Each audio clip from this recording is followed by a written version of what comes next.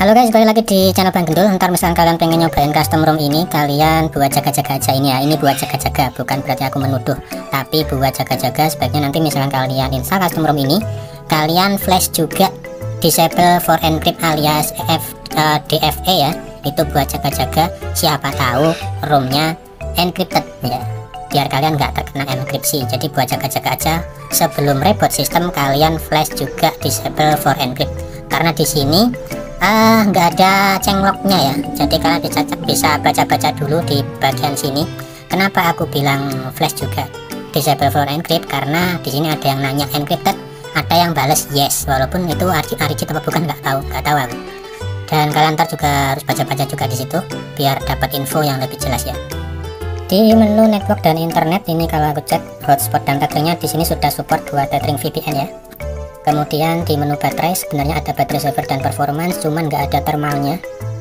Kemudian di menu bawahnya lagi menu display, di sini masih ada ya kayak menu biasanya. Live displaynya ini modelnya manual ya. Terus kemudian bawahnya seperti ini, tap to wake-nya aman normal. Untuk style dan wallpapernya pilihan wallpaper ada cuma kayak gini doang.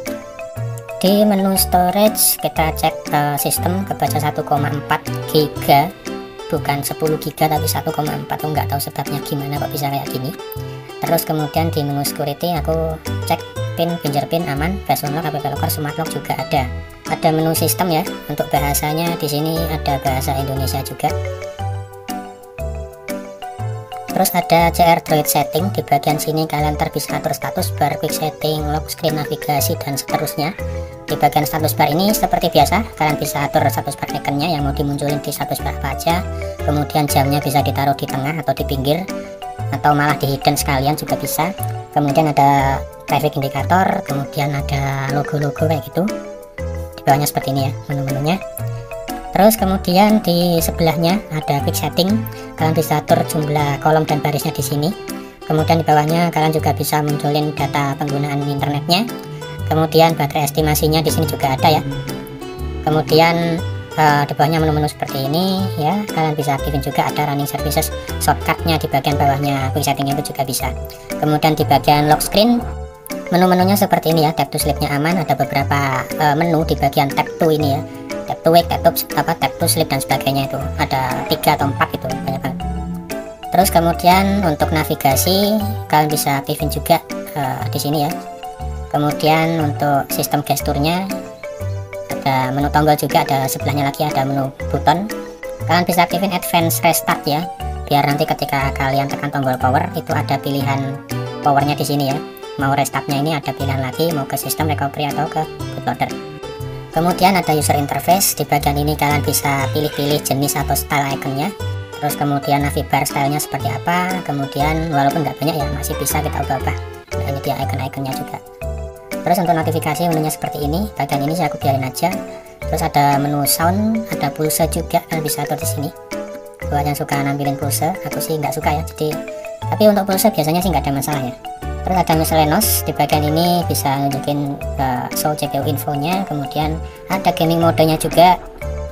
Terus kemudian ada sweep to screenshot, tapi untuk sweep to screenshot ini kalau di AOSP aku jarang pakai ya, jarang hidupin. Kemudian ada about CR Droid seperti biasa di sini untuk info-info soal developernya. Terus di menu quick settingnya ya, ini dia.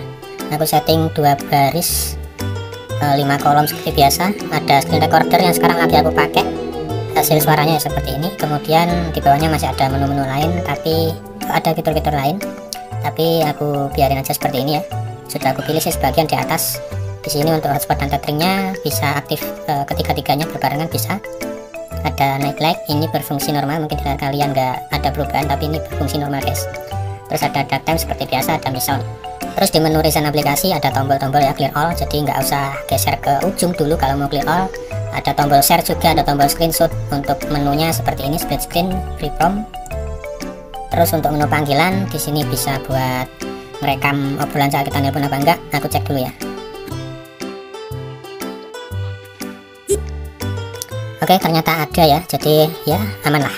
Oke, di sini untuk safety netnya kita cek pakai aplikasi Yasnac ya. Untuk safety netnya ini nggak tercentang dua-duanya, jadi ada yang file GTS-nya. Ya kalian harus nyari-nyari modul Magis ya buat fix safety netnya. atau bisa juga cari file yang bisa di flash dari recovery. Kemarin aku sempat nemu, ntar kalian bisa coba sendiri, aku sendiri belum nyoba sih. Ntar linknya aku taruh di channel telegramku aja kayak biasa ya, cari aja di berkas. Oke, jadi kameranya ini kendalanya ada di save to SD card ya. Dicentang seperti ini, dia bakal bikin force close. Jadi ya mau nggak mau kita hilangin centangnya. Terus untuk kamera sound ini nggak bisa diem.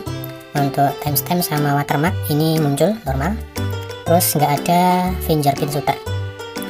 Kemudian di bagian potret ini catatan ya.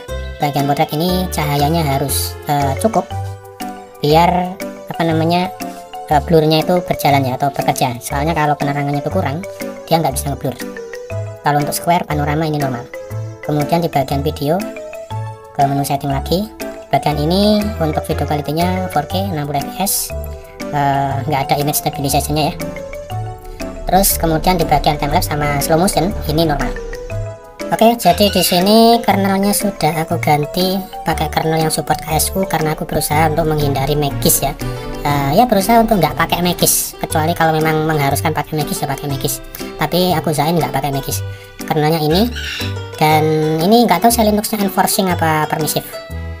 Dan yang mengherankan adalah ketika aku tes CPU throttling-nya hasilnya tuh kayak gini ya. Hasilnya kayak gini, 83% dari maksimal performa, dan ini sudah overclock. Karena penasaran aku pakaiin empty thermal ya, cuman hasilnya malah jadi aneh kayak gini. Ini pakai empty thermal, ini yang nggak pakai empty thermal. Oke, dan performanya juga masih tetap mirip-mirip aja. Oke, di sini ada audio FX ya, ada aplikasi audio FX-nya. Padahal di menu sound ini paling bawah sudah ada Mi Sound Enhancer-nya, tapi ini nggak bisa digabung. Ntar misalkan kalian nemui kasus dia nggak bisa berubah audionya atau nggak bisa ngebass, di sini ada bass boosternya juga ya. Ntar kalian bisa buka aja salah satu di antara keduanya ini, entah di audio effect atau di Mi Sound Enhancer tadi, di on off gini aja. Ini aja ya, kalau misalkan salah satunya tetap nggak berfungsi ya aktifin aja salah satu di antara kedua ini. Untuk hasil AnTuTu benchmarknya dia kayak gini ya, 167.000 sekian, dan ini masih terbilang oke, wajar kalau suhunya itu 40 derajat Celcius karena ini aku ngetesnya juga sambil dicas ya. Harusnya kalau nggak sambil dicas bisa di bawah ini sih. Terus untuk verifikasinya ini kebaca autentik ya. Soal performa gamingnya gimana? Untuk performa gaming waktu aku sebelum pakai empty thermal dan sesudah pakai empty thermal itu nggak jauh beda. Malah bisa dibilang ya gitu-gitu aja, masih enak-enak aja dipakai.